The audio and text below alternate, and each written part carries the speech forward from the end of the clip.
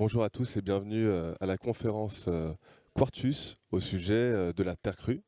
Pour ceux qui ne connaissent pas ce matériau, vous allez découvrir une ressource durable, bas carbone et recyclable à l'infini. Une thématique parfaite pour cette première édition du CIPCA à laquelle Quartus est ravi de s'associer. 5 experts autour de moi que je vais vous présenter. En premier lieu, Sophie Bioul, qui est chercheuse architecte pour Amaco. Amaco est un acteur qui accompagne les professionnels dans la transformation de matériaux naturels disponibles localement en matériaux de construction. Nous avons également Teddy Dussaucé, directeur général de Cycleterre et de sa déclinaison physique, qui est la Fabrique, une unité de production qui fabrique des blocs de terre crue et des enduits à partir des chantiers, des déblais des chantiers du Grand Paris. Sylvia Devescovi, chef de projet innovation urbaine à la ville de Sevran, qui nous parlera de l'engagement de la ville de Sevran dans le projet Cycleterre et en quoi ce projet a permis de faire rayonner la ville et le territoire. Côté Quartus, nous avons Ludovic Boslug, qui est directeur général de Quartus Ensemblier Urbain. Quartus Ensemblier Urbain, c'est un peu la task force du groupe Quartus. C'est la cellule qui mène des grands projets, des projets mixtes, avec comme volonté de créer des lieux de vie qui soient innovants, durables et avec une signature architecturale soignée. Et enfin, Mathieu Tamaillon, directeur technique de Quartus Ensemblier Urbain et directeur de la transition environnementale pour le groupe Quartus, qui accompagne le groupe sur tous les sujets, notamment de bas carbone au sein des opérations.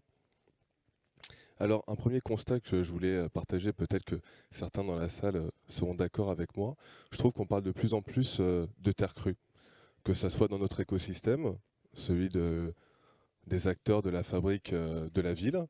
J'en tiens par exemple pour compte le prix Pritzker 2022 qui a été décerné à Francis Quiré, notamment connu pour ses constructions en terre crue.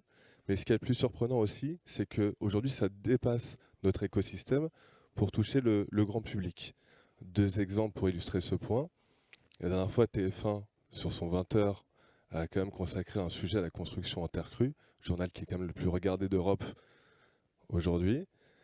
Et France 5, la dernière fois en prime time, avec Hugo Clément, a encore une fois dédié un reportage à ce sujet. Donc on voit qu'aujourd'hui, c'est une thématique qui prend de plus en plus d'importance médiatiquement, mais qu'en est-il dans les faits? Première question pour vous, Sophie. Quand on parle de terre crue, on parle de quoi? Vous m'entendez?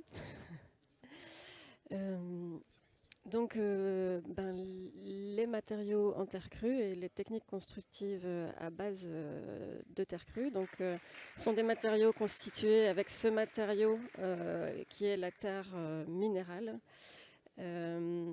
Concrètement, cette terre minérale, on la trouve sous nos pieds.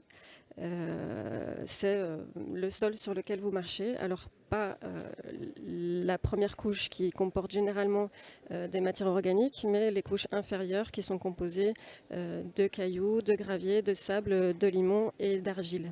Ces matériaux en terre crue, ils tirent leur cohésion, leur dureté de cette argile qui est naturellement présente dans le matériau originel. C'est pour ça qu'on les appelle matériaux en terre crue. Les matériaux ne sont donc pas cuits et aucun liant n'est un liant cuit. Il existe aussi des matériaux en terre stabilisés, donc dans lesquels on a ajouté des liants cuits comme du ciment, de la chaux ou du plâtre. Et ces matériaux-là ont un bilan environnemental qui est bien moins intéressant, puisque les matériaux en terre crue sont particulièrement vertueux, puisque sur toute leur durée de vie, depuis leur fabrication jusqu'à leur recyclage, ils permettent de réduire les consommations énergétiques et la production de carbone. Il existe de multiples techniques de construction en terre crue. D'une part, des techniques monolithiques qui donnent des rendus massifs, comme le pisé, qui est de la terre humide compactée. dans des coffrages, ou la bauge qui est de la terre maçonnée à l'état plastique. Il existe des techniques de maçonnerie de petits éléments, donc typiquement des briques et blocs produits de différentes manières. Et puis il existe des techniques non autoportantes, donc de remplissage d'ossature comme le torchis ou la terre allégée qui peuvent être isolantes. Et finalement des techniques de décoration et de finition, donc comme les enduits qu'on voit ici ou les panneaux de terre. Et Sophie, est-ce qu'on peut dire aujourd'hui que la terre crue c'est un effet de mode ou est-ce que ça se concrétise dans les faits? Je ne pense pas qu'on puisse parler d'une technique millénaire en parlant d'un effet de mode. Les techniques de construction en terre crue, elles existent depuis longtemps, y compris en France.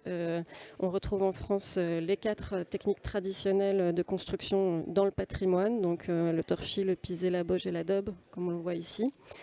Alors c'est vrai que ce sont des techniques qui se sont quelque peu perdues au siècle passé, on a perdu les savoir-faire et on les redécouvre aujourd'hui, on les réinterprète, on les adapte au goût du jour, aux normes actuelles.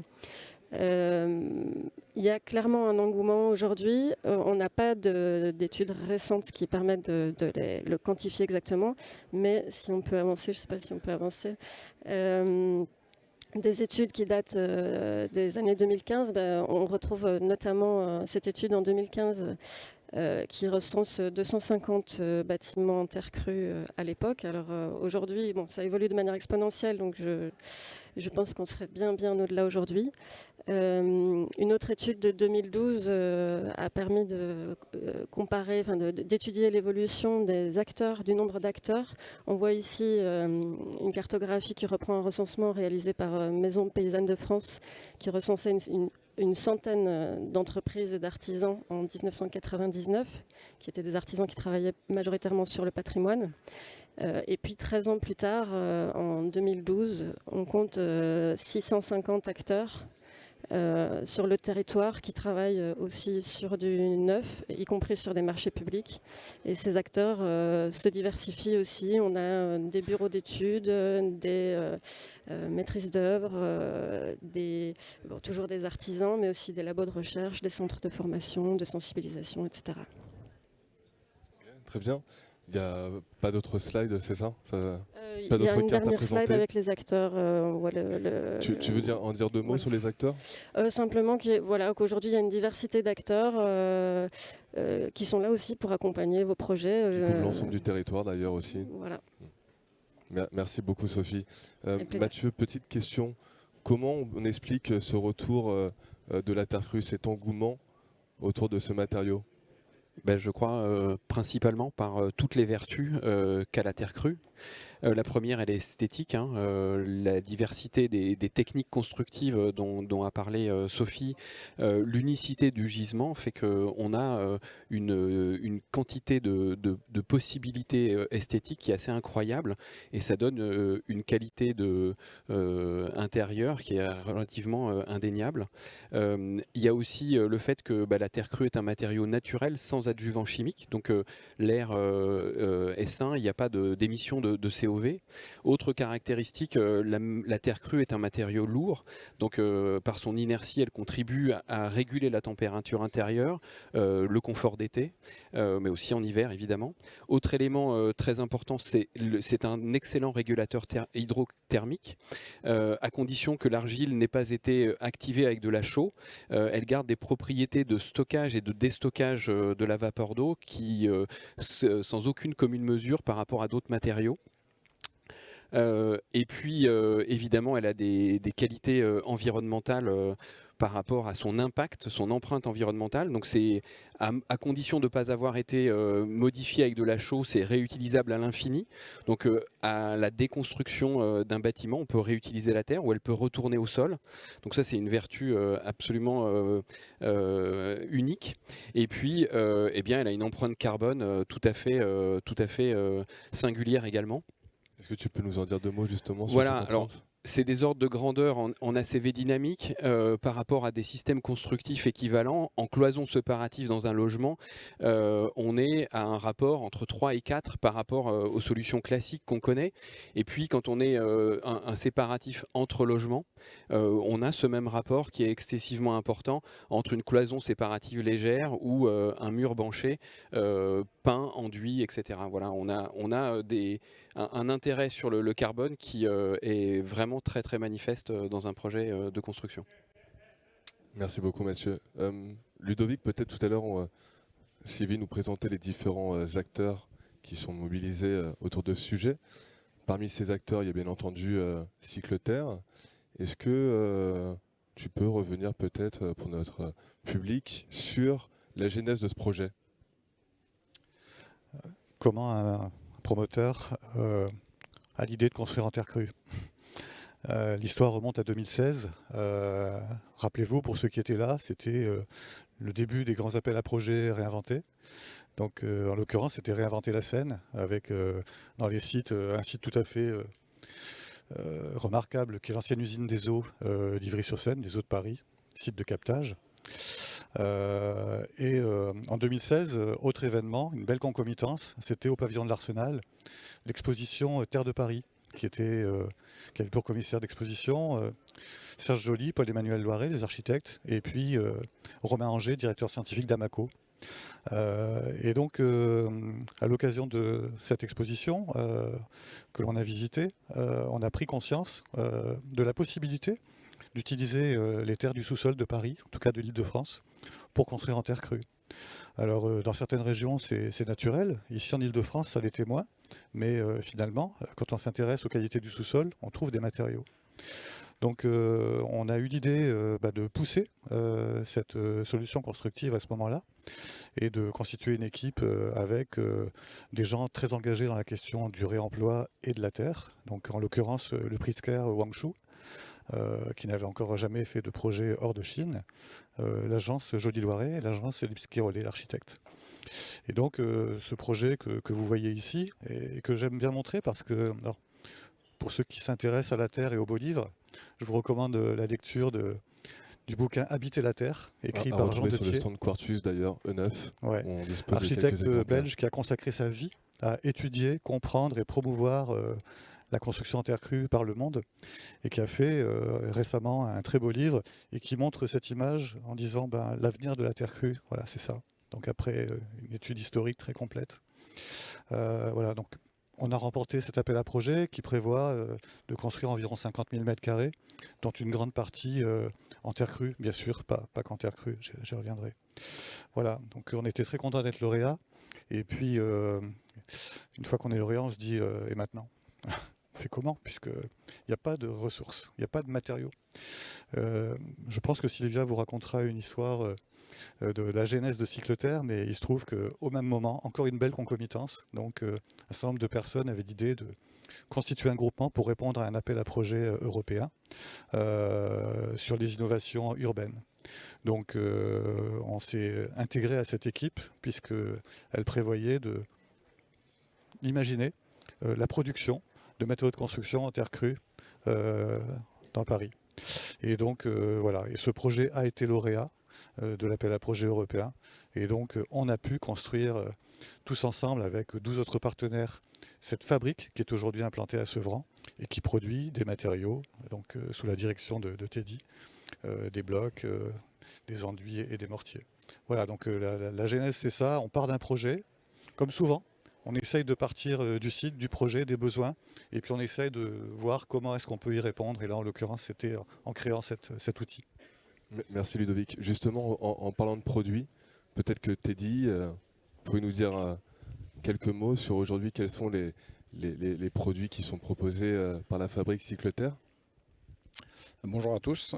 Donc les différents produits proposés par Cycleterre aujourd'hui sont des blocs en terre comprimée qu'on appellera briques pour vulgariser, qui sont tout simplement de la terre, du sable et de l'eau de pluie, je précise, compressée, pour en faire donc des briques et qui sont donc qui doivent s'assembler avec le mortier qui est évidemment notre deuxième produit. Il faut que le mortier soit dans les mêmes proportions de terre que la brique en elle-même, sinon la tenue du mur ne serait pas cohérente.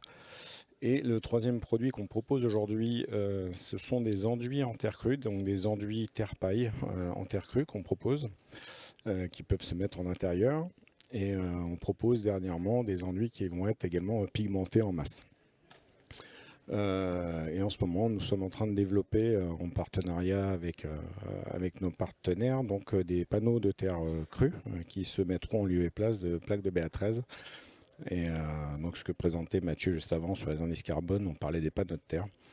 Donc ce sont des panneaux qui se mettent en lieu et place de plaques de BA13 sur des structures identiques ou bois, soit des structures métalliques ou des structures bois.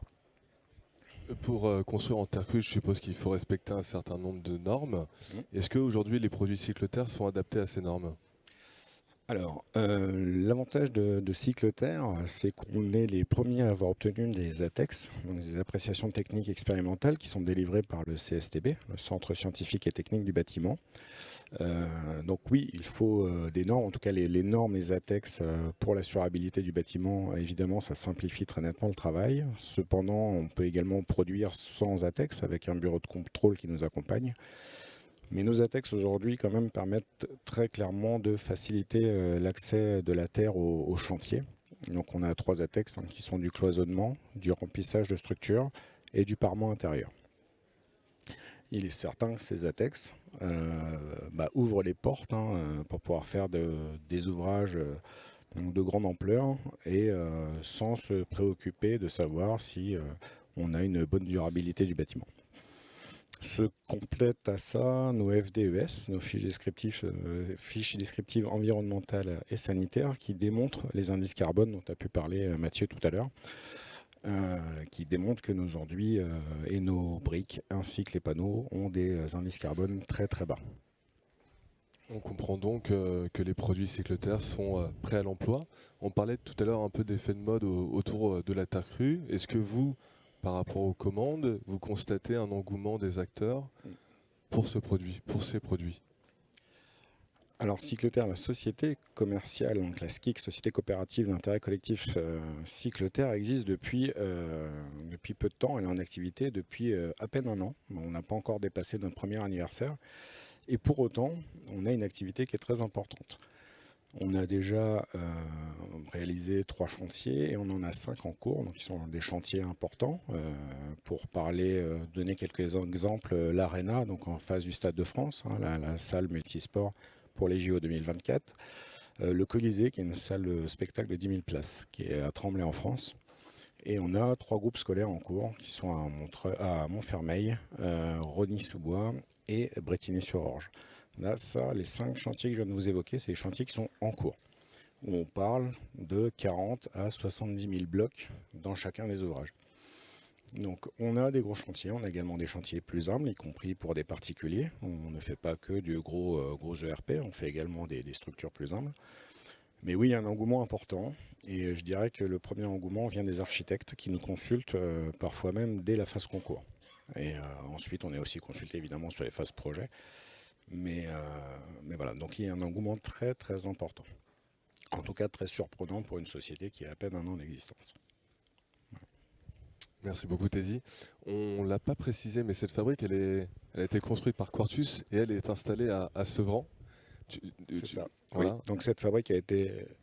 Oui, cette voilà. fabrique a été construite par Quartus donc, sur les fonciers de Sevran. Exactement. Qui nous accompagne chaque jour, Sevran. Et donc, ça me permet de passer la main à Sylvia. Voilà. Merci Bonjour. Sylvia. Peut-être tu peux nous dire un mot sur l'engagement de la ville de Sevran dans le projet Cycleterre et comment ça a participé ensuite au rayonnement du territoire et au développement de la ville. En fait, je dirais qu'au départ, la ville a décidé de lancer le projet Cycleterre par une volonté politique, alors que l'administration n'était pas forcément très convaincue, et notamment les directeurs généraux, qui avaient très peur de ce projet un peu atypique, avec un investissement financier qu'il était difficile de quantifier, et avec peut-être aussi un rôle juridique un peu trop lourd pour la ville, qui pouvait éventuellement créer des difficultés en termes de contentieux. le maire a quand même insisté pour qu'on dépose le projet. Et donc pendant quelques mois, une bonne partie de l'administration espérait qu'on ne soit pas retenu par l'Europe en fait. Et puis au final, on a été retenu. Et on était bien obligés de s'y mettre parce que 5 millions d'euros, ça ne se refuse pas. Et donc nous avons commencé à travailler sur le projet, ce qui a vraiment beaucoup simplifié les choses pour la commune. Ça a été la décision par Quartus, environ 1 an après le démarrage du projet, de prendre à sa charge l'investissement de la fabrique que vous avez vu tout à l'heure. Donc c'était quelque chose de beaucoup plus simple pour la ville à gérer. Pour vous dire, au total, la ville de Sevran, en fonds propres, a mis environ 100 000 euros dans ce projet. Donc ce n'est vraiment pas très cher payé pour un projet qui a ramené une activité productive dans son territoire qui était totalement inexistante. Sevran est une ville qui a un passé industriel, comme plein de villes de Seine-Saint-Denis, mais cette industrie avait totalement disparu. Et aujourd'hui, à Sevran, il y a une activité de production. Et ce n'est vraiment pas neutre, c'est quelque chose qui fait un peu la fierté de la ville. C'est une ville qui est connue plutôt pour des mauvaises raisons. Aujourd'hui, elle est de plus en plus connue pour de bonnes raisons, entre autres liées à Cycleterre. Et nous avons des visites très régulières de la fabrique et ça fait un rayonnement, effectivement. Et y compris en termes institutionnels, on est très identifié par les partenaires, que ce soit la région, l'État, la métropole, etc. Je crois aussi que ça bénéficie aux habitants, parce qu'il y a un volet formation qui est compris aussi dans ce projet. Oui, tout à fait. Teddy parlait tout à l'heure des ATEX sur lesquels nous avons investi pendant le temps du projet. Et un autre sujet un peu soft dans lequel nous avons investi, c'est la formation. Parce que, en fait, nous avons lancé la fabrique Cycleterre, ce producteur de matériaux en terre crue, en quasi-absence de marché. Donc, non seulement il a fallu construire le bâtiment, l'équiper de machines, etc., mais il a fallu aussi aider à créer les conditions pour que le marché se développe. Et l'une de ces conditions, effectivement, c'était les ATEX, c'était les FDES, mais aussi la formation, parce que c'est très important d'avoir des professionnels compétents pour mettre en œuvre les matériaux. Et là, il y a 2 exigences, 2 besoins qui sont rejoints. Celui de la filière terre crue, d'avoir des professionnels compétents, et celui du territoire, donc de Sevran, de Paris-Terre d'Invol, de la Seine-Saint-Denis, d'offrir des parcours d'emploi et d'insertion et de formation aux habitants.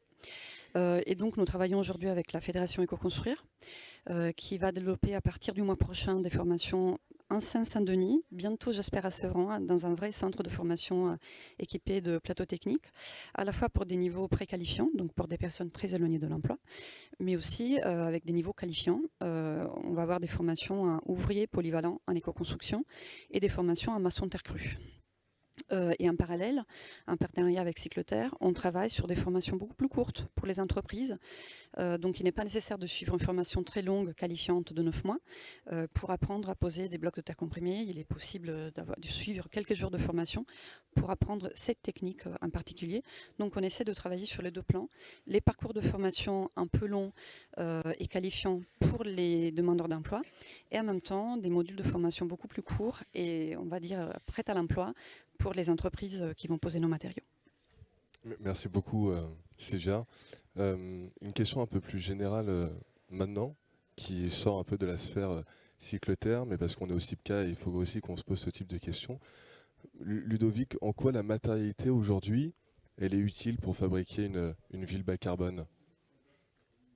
Question un peu philosophique aussi. Parler devant la Tour Eiffel, c'est quand même très inspirant. J'avoue, retournez-vous, c'est juste magique. Ouais, la matérialité. Je ne vais pas vous faire un cours d'architecture, c'est pas mon métier, c'est pas ma compétence, mais l'architecture, c'est quand même un petit peu la façon dont on vient habiter l'espace. Donc il y a une question de forme, et puis il y a une question de matériaux, de matière.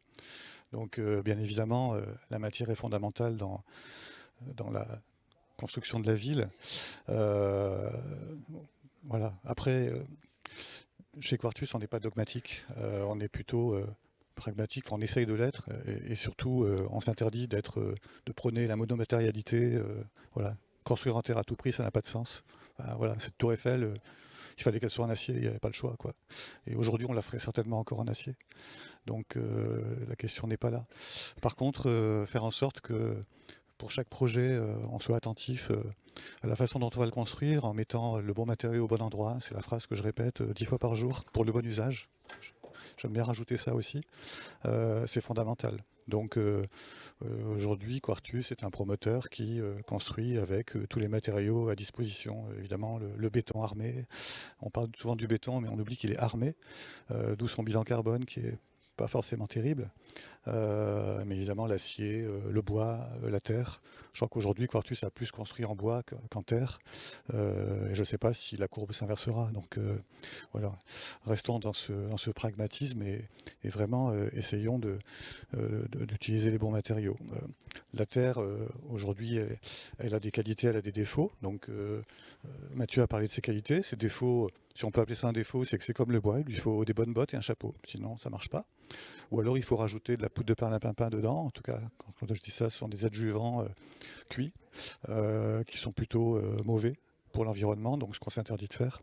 Du coup, voilà, on va vraiment les utiliser là où c'est utile, éviter de les exposer à tout type d'intempéries, à tout type d'humidité, à des agressions potentiellement physiques qui pourraient nuire à leur stabilité. Mais bien au contraire, à chaque fois que ça va être le cas, les utiliser pour des cloisons intérieures, des doublages de façade, des séparatifs entre logements. Voilà, en tout cas des ouvrages toujours abrités. Tu nous as parlé tout à l'heure du projet de manufacture sur Seine. Est-ce que chez Quartus, il y a d'autres projets qui peuvent un peu illustrer cette utilisation de la terre crue dans l'opération?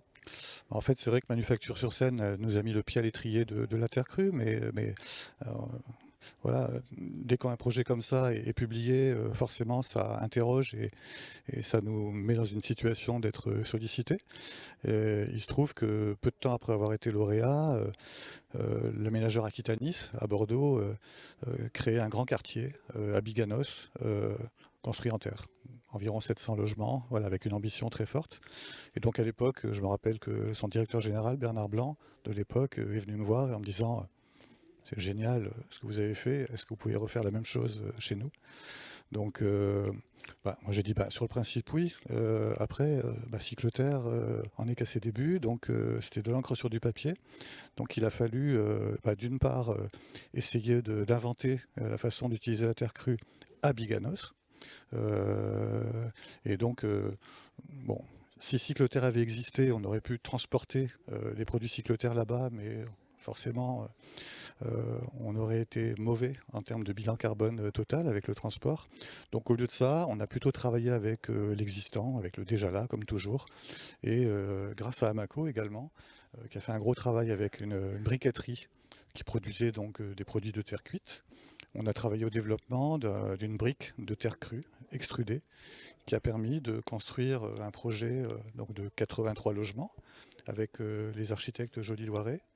Alors évidemment, voilà, vous voyez, on ne voit pas de terre, c'est ce que je disais tout à l'heure. Donc la terre, elle est utilisée ici pour faire des séparatifs entre logements.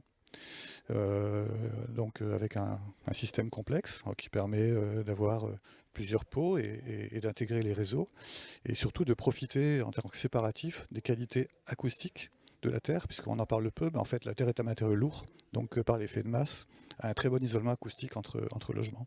Donc, comme on l'a fait pour Cycleterre, on a fait des essais de résistance au feu, des essais de solidité, de résistance au sac, etc., pour montrer que ces matériaux étaient parfaitement pertinents pour venir ici. Donc voilà, c'est une déclinaison. Si on construit un projet en terre à Lyon, on utilisera aussi les ressources locales, parce que ça, c'est quand même la règle de base de la terre. Comme pour le bois, en théorie, utiliser des bois locaux, ça c'est quand même assez rarement le cas. Mais pour la terre, c'est beaucoup plus facile, je crois. Merci beaucoup Ludovic. On voulait prendre le temps aussi de prendre vos questions pendant cette table ronde, cette conférence.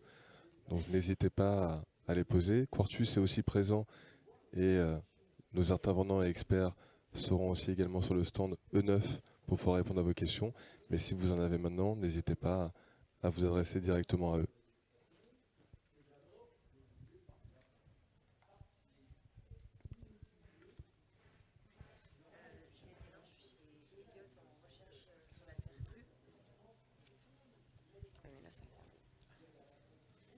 Bonjour, Juliette Galin, je suis en projet de recherche chez Elliott, une filière d'Egis sur la terre crue.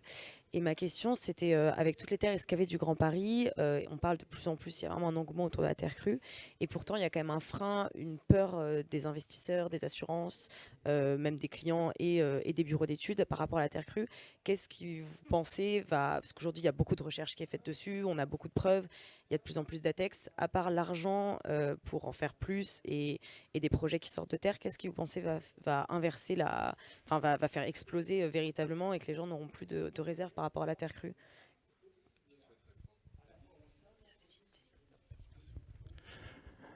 Bon, alors pour répondre à votre question, alors déjà vous êtes venu nous voir à Sevran, merci. Je dirais que pour pouvoir continuer dans ce sens, et si on fait un parallèle avec le bois dans les ouvrages, il y a quelques dizaines d'années, le bois arrivait dans les ERP. Puis après, on les a retrouvés dans des logements collectifs, on les trouvait dans la maison individuelle.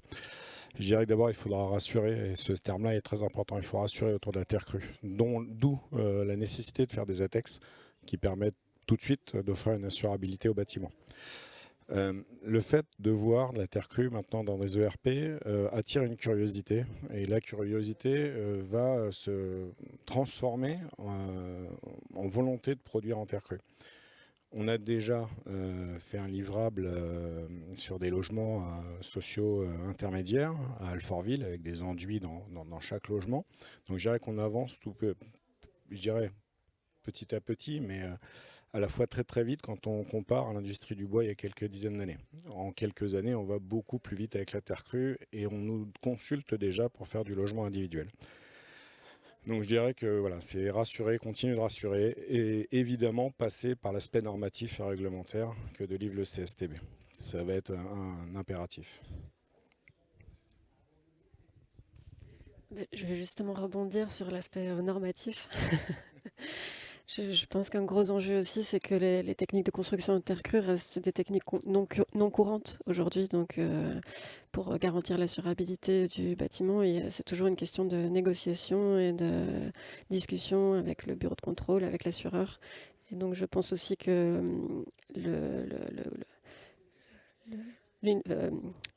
que ces pratiques ne pourront se développer que si la filière parvient à s'organiser et à produire des règles professionnelles qui permettront aux techniques de passer en technique courante et donc d'être mises en œuvre dans le cadre assurantiel plus facilement. J'aime bien quand Eddy parle du bois parce que, comme vous l'imaginez, j'ai un peu d'expérience et dans une vie d'avant, j'ai construit des bâtiments publics, beaucoup. Et en 2000, j'ai livré mon premier lycée en bois.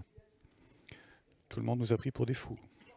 Mais franchement, construire un lycée en bois, c'est n'importe quoi. Ça va coûter plus cher, il va y avoir des problèmes techniques. Voilà, le lycée en bois, il a coûté le prix d'un lycée en béton. Il a été réalisé dans des délais 2 fois plus courts qu'un lycée en béton. Et il aura parfaitement rempli sa fonction. Aujourd'hui, s'il y a un concours lancé à Paris et que je ne réponds pas en bois, j'ai aucune chance de gagner. Donc voilà, alors voilà, j'ai un peu d'ancienneté, donc c'était en 2000, donc ça fait 20 ans. Mais on voit quand même que les pratiques évoluent, la réglementation évolue. Aujourd'hui, il y a un problème d'offre et de demande. Voilà, on voit quand même de plus en plus d'acteurs, d'architectes, de prescripteurs qui sont intéressés par la terre crue. Il n'y a pas beaucoup d'offres. Donc Cycleterre est en montée en charge. Donc voilà, on doit continuer le développement parce qu'il faut aussi élargir la palette de produits, offrir plus de possibilités de mettre la terre dans les ouvrages. Et puis, il y a un effet d'entraînement boule de neige qui va être évident. On voit là pour le coup mensuellement comment les réseaux sociaux s'en emparent, comment les projets intègrent de plus en plus de terre crue dans les concours. Donc forcément, ces projets vont se réaliser. Et voilà, je pense que c'est aussi comme ça qu'on va y arriver.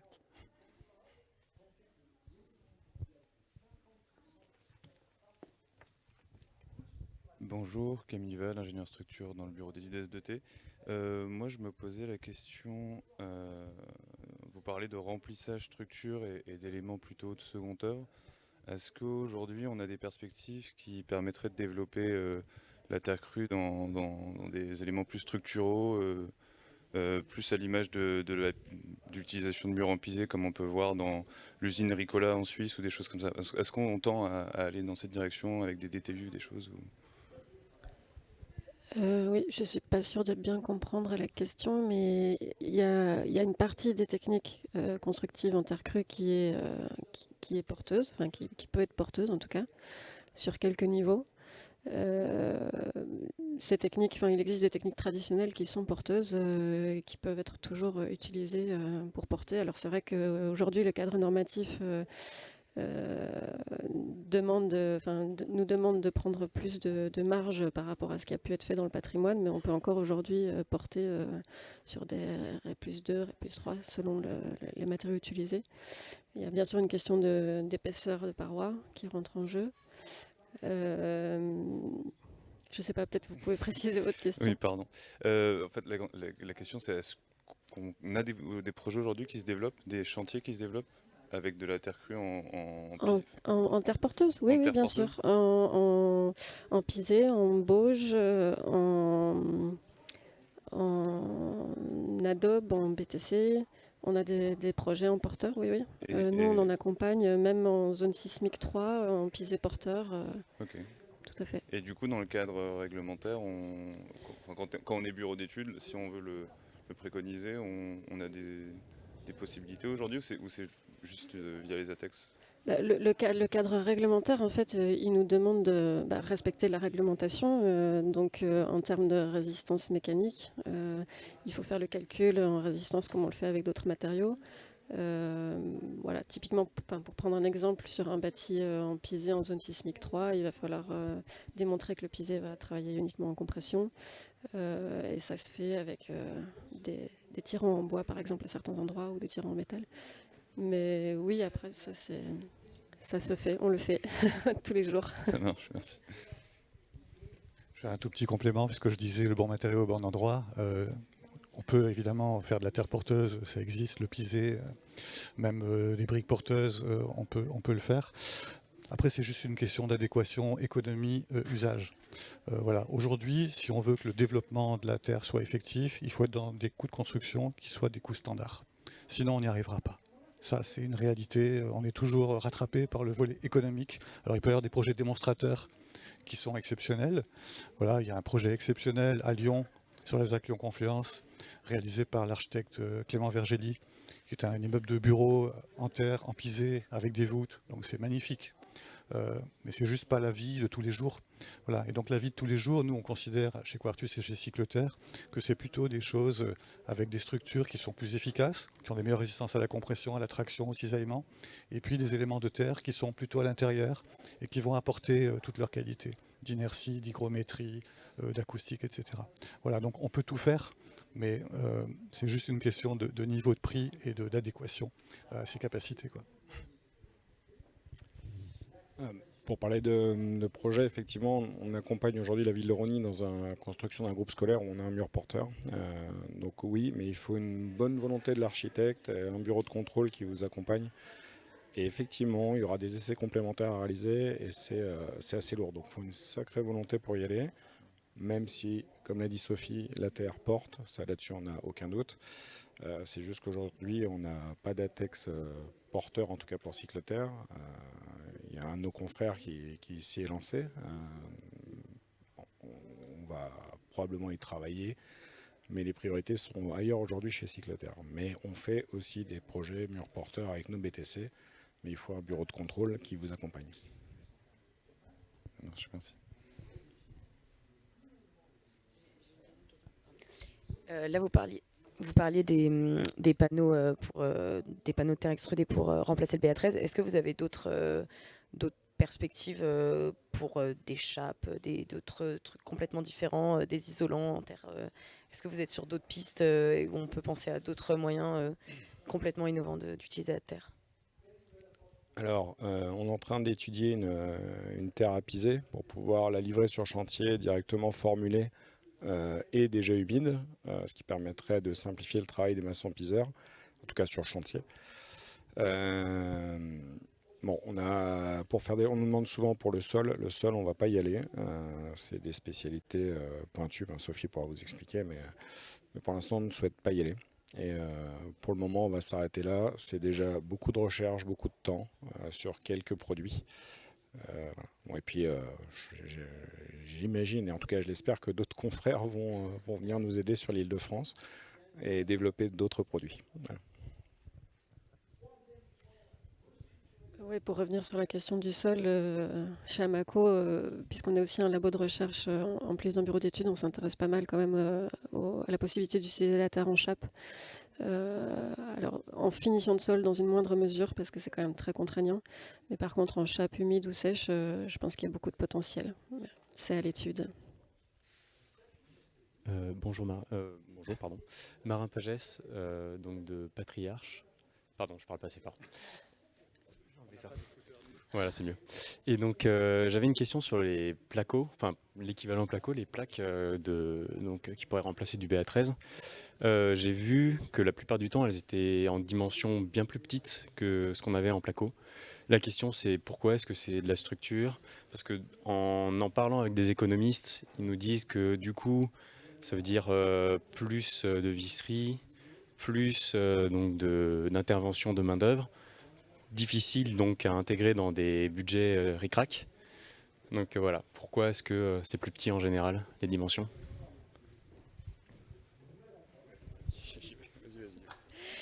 Il y a plusieurs facteurs mais, qui rentrent en compte, mais notamment le fait que les plaques sont assez lourdes. En fait, c'est un matériau, la terre crue, dans les panneaux, elle est 2 fois plus dense que le plâtre. Et donc, si on faisait un panneau aux mêmes dimensions qu'une plaque de plâtre, ce serait assez compliqué pour un artisan de le porter seul. Déjà, les plaques font déjà 20 kg en fait, dans cette dimension-là. Donc, ça c'est la principale raison. Après, il y a aussi des questions de est-ce que la plaque résisterait en flexion, etc. Mais c'est surtout pour une question de maniabilité et de mise en œuvre. Mais du coup, cette densité supérieure, elle permet aux matériaux d'être plus performants en termes d'inertie, d'acoustique, résistance au feu. Enfin, c'est une plaque qui est vraiment, en termes qualitatifs, qui est très intéressante. Donc, c'est un peu réducteur de la comparer au BA13 parce que, effectivement, ça coûte plus cher, mais on n'est pas du tout sur le même matériau, on n'est pas sur les mêmes performances. Donc, ouais. Teddy, tu veux rajouter quelque chose ? Alors les économistes, évidemment, on les a très régulièrement en face de nous chez Cycloterre. C'est évident que chaque matériau biosourcé, géosourcé aura un coût plus important parce qu'on produit en volume bien moindre aussi. Hein. L'effet d'industrialisation aussi joue. Hein. C'est évident que les plaques de BA13 elles sont faites par des centaines de milliers de mètres carrés par mois, donc on ne pourra jamais jouer dans la même cour en termes de rentabilité. Mais effectivement, il y a un surcoût qui est à prendre en compte. Après, encore une fois, comme l'a dit Ludovic, il faut absolument placer les matériaux au bon endroit. La terre crue a donc des fortes valeurs acoustiques. On monte jusqu'à 63 dB pour une cloison faite en panneau de terre. Donc, il faut aussi se poser la question d'utiliser cet usage acoustique peut-être entre logements. Et du coup, on est sur un complexe qui fait que 10 cm. En région parisienne, en Ile-de-France en particulier, on fait du SAD souvent de 20 cm. Pensez aussi à récupérer des surfaces au sol pour les revendre derrière, ce qui très clairement absorbera le surcoût des matériaux et restera encore avec un petit peu de marge derrière. Mais il faut vraiment penser à la terre au bon endroit et effectivement, Sophie l'a dit, les qualités de la terre, hein, l'acoustique, le régulateur hydrique et thermique, mais aussi l'indice carbone qui est très très bas et on l'a montré tout à l'heure hein, sur une cloison en terre, on est à 9 kg carbone quand une cloison BA13, on est à 28 kg carbone par mètre carré. Donc il faut aussi regarder ces effets-là. Là-dessus on est d'accord, mais c'était le côté économique le problème. Oui, le côté économique, oui. Comme je vous l'ai dit, on sera jamais, en aucun cas, on sera jamais aussi compétitif que le BA13. Mais c'est un peu réducteur, Sophie a raison, de comparer. Alors oui, on le dit par abus de langage et pour que tout le monde comprenne le lieu où on pose un panneau de terre. Mais voilà, on n'a pas du tout les mêmes propriétés. Voilà.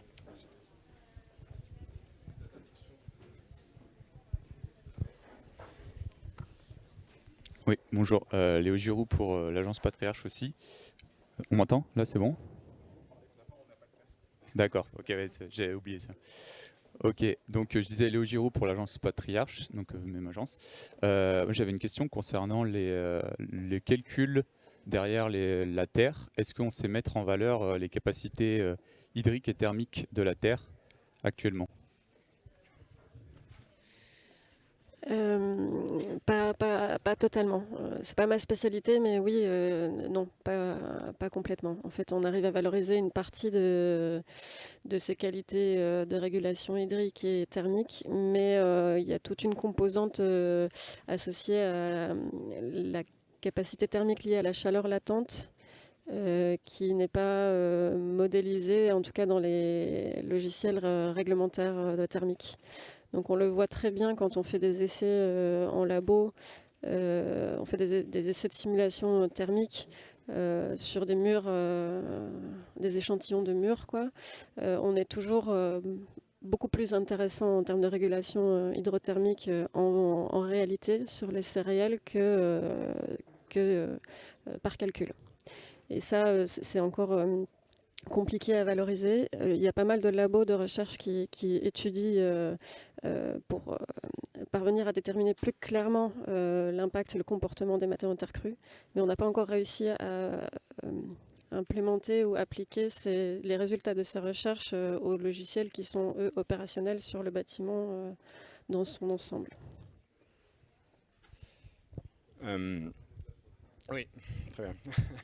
Donc on a aussi deux projets en cours avec deux partenaires qui est d'instrumenter des appartements et une maison individuelle avec, donc pour pouvoir mieux mesurer ces effets de la terre en comparant deux logements identiques à chaque fois, que ce soit l'appartement ou la maison individuelle, d'instrumenter au même endroit, donc de comparer, je dirais, un logement dit matériaux standards comme on peut avoir aujourd'hui face à des matériaux en terre. Donc on va avoir un retour. Maintenant, encore une fois, on est au début d'une filière. La terre crue est en train de se créer.